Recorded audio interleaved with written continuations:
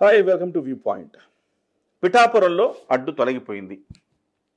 వర్మ నేను ఏ నిర్ణయం తీసుకుంటాడు వర్మ అని చెప్పేసి చాలామంది చాలా ఆందోళనగా ఉన్నారు. వర్మని కావాలని చంద్రబాబు రెచ్చగొడుతున్నారని కూడా చాలామంది జన సైనికులు కాస్త ఒక అడుగు ముందుకేసి ఆలోచించారు. సో నిన్న ఏకంగా వైసీపీ వాళ్ళు ఒక ఫేక్ లెటర్ను కూడా తయారు చేసి వదిలారు. ఆయన వర్మని సస్పెండ్ చేస్తున్నారనేసి తెలుగుదేశం వాళ్ళు. ఇవన్నీ చూసి మళ్ళీ గుండెలు బాదుకొని వీళ్ళందరూ కూడా గ్రూపుల్లో మెసేజ్లు పెట్టుకొని అవును చంద్రబాబు అలాంటివాడు ఇలాంటివాడు ఇవన్నీ కూడా మాట్లాడారు.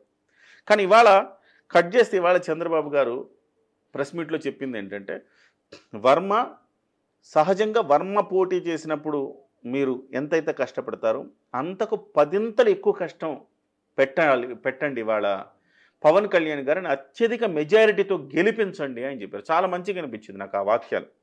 అంటే తెలుగుదేశం పార్టీ చేస్తే ఎంత కష్టపడతారో దానికి పదింతలు కష్టపడాలి, అత్యధిక మెజారిటీ రావాలని ఆయన చెప్పాడు. ఆయన వచ్చాడు, వర్మ కోపంగా వచ్చాడు, శాంతంగా ఆయన్ని దువ్వి పంపించాడు.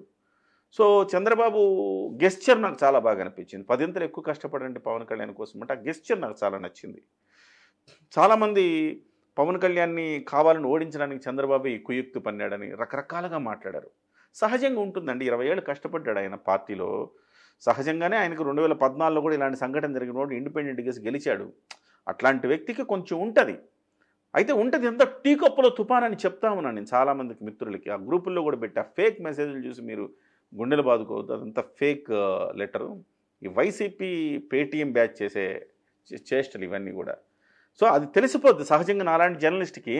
అదేంటది, ఆ ఫాంట్ ఏంటి, వాళ్ళు రాసే విధానం ఏంటి, ఆ పదజాలం ఏంటి, ఇవన్నీ కూడా మాలాంటి జర్నలిస్టులకి ఒక 20 ఏళ్ళు పైబడిన ఎక్స్పీరియన్స్తో ఉన్నాం కదా, మాకు తెలిసిపోద్ది. సో నేను అందుకే వెంటనే గ్రూపుల్లో చెప్పా ఇది ఫేకే, ఇది నిజం కాదు అని చెప్పాను కూడా. సో అసలు పాయింట్కి వస్తే ఒక చిన్న మనం కంపారిజన్ చేసుకుందాం. కందులు దుర్గేష్ గారికి అక్కడ సీట్ లేదన్నప్పుడు మరి కందులు దుర్గేష్ గారు కూడా హడావిడి చేశారు కదా. ఆయన చేశారో అది పక్కన పెడితే ఆయన కార్యకర్తలు చేశారు కదా. దాదాపు 5,000 మంది ర్యాలీ తీశారు కదా, దీక్షకు కూర్చున్నారు కదా, రకరకాలు జరిగినాయి కదా. అంటే వర్మ అనుచరులాగా బూతులు మాట్లాడకపోయినా పద్ధతిగా ఎవరి పాటికి వాళ్ళు క్రమశిక్షణగా ఒక నిరసన తెలియజేశారుగా. మరి అది పవన్ కళ్యాణ్ చేయించారు అనుకుంటారా? లేదు పాటం శెట్టి ఎంత హడావిడి చేశాడు, మరి పాటం శెట్టిని పవన్ కళ్యాణ్ రెచ్చగొట్టాడు అక్కడ అనుకుందామా? విడివాడ రామచంద్రరావు తణుకులో ఆయన అదే హడావిడి చేశాడుగా. పవన్ కళ్యాణ్ అక్కడ అలా చేయించాడని మనం అనుకోవాలా? అనుకోం కదా. వెంటనే మరి చంద్రబాబు చేయించాడని ఎందుకు అనుకుంటాం? బహుశా గత చరిత్ర వెన్నాడుతూ ఉండొచ్చు చంద్రబాబుకి. ఆ గత చరిత్రలో చేసి ఉండొచ్చేమో కానీ ఇవాళ చంద్రబాబులో మార్పు వచ్చిందని మనం స్పష్టంగా మనం చూసుకోవచ్చు. ఎందుకంటే కష్టకాలంలో పవన్ కళ్యాణ్ ఆదుకున్నాడు. ఆ ఫీలింగ్ పవన్ కళ్యాణ్ పట్ల ఆయనకుంది. ఆ కృతజ్ఞత భావం పవన్ కళ్యాణ్ పట్ల ఆయనకుంది. మరి అంత కృతజ్ఞత భావం ఉన్నాయన సీట్లు ఎందుకండి అంత తక్కువ ఇచ్చాడంటే అది డెఫినెట్గా అది ఇట్స్ ఎ గేమ్ అనమాట. అంతే, మనము కంపేర్ చేసుకోలేం. గ్రాటిట్యూడ్ ఉంటుంది ఆయనకి. కానీ ఇవాళ పవన్ కళ్యాణ్ తరపున మనుషులు ఎంతమంది ఉన్నారు?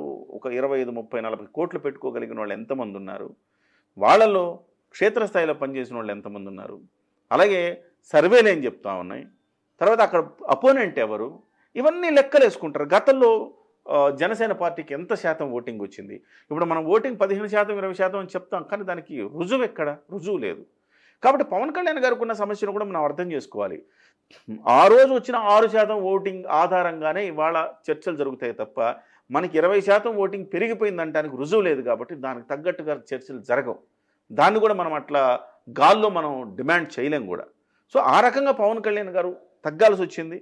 సో ఆయనకు ఒక స్ట్రాటజీ ఉంది, తగ్గినా కానీ ఆయనకు ఒక స్ట్రాటజీ ఉంది.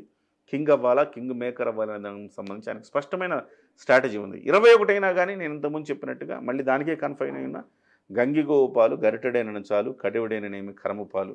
కాబట్టి 21 సీట్లని మనం గంగిగోపాల్లో లాగా మనం చూసుకోవాలి. వాటిని 100% గెలిపించుకోవడానికి ట్రై చేయాలి. మీరందరూ కూడా ఇవన్నీ ఇక శంకలు అనుమానాలు ప్రశ్నించడం మానేసి అందరూ పనిలోకి దిగాల్సిన అవసరం ఉంది. 57 రోజులే ఎన్నికలు ఉన్నాయి. సో 57 రోజుల పాటు ఒక యుద్ధంలాగా వాళ్ళు సిద్ధం అంటే పవన్ కళ్యాణ్ గారు యుద్ధం అన్నారు కాబట్టి ఆ యుద్ధానికి ఎట్లా సన్నద్ధమవుతారో ఆ రకంగా కార్యకర్తలందరూ కూడా సన్నద్ధమై జన సైనికులందరూ కూడా అనుమానాలు వదిలేసి 21 స్థానంలో ఎవరిని నిలబెట్టినా ఏ అభ్యర్థి ఉన్నా వాళ్ళ కోసం 100% కష్టపడి పనిచేసేటాన్ని ఒక ప్రణాళిక రూపొందించుకోవాలి.